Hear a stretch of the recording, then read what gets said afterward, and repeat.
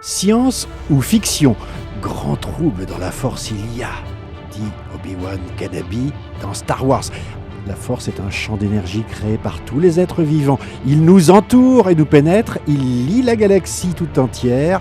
Voilà ce que dit Obi-Wan Kenobi de la force.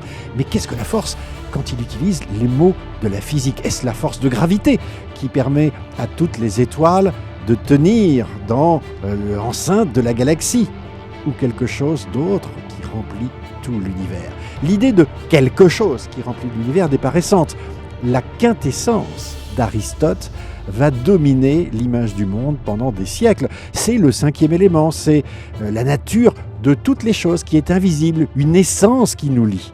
Au XIXe siècle, c'est l'éther, l'idée qu'il existe dans l'espace un support aux planètes, à la circulation de l'information, de la lumière, du son, des ondes, un référentiel au repos absolu qu'on imagine être parfois comme un vent dans lequel se déplace la Terre.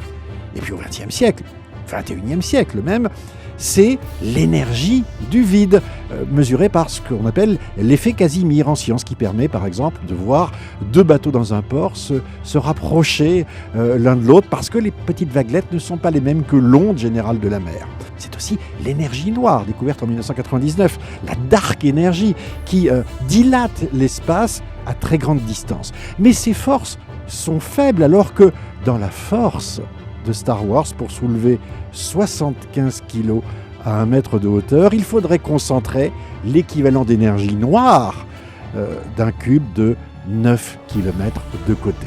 On le voit bien, la fiction dispose d'une force inconnue que la science cherche encore.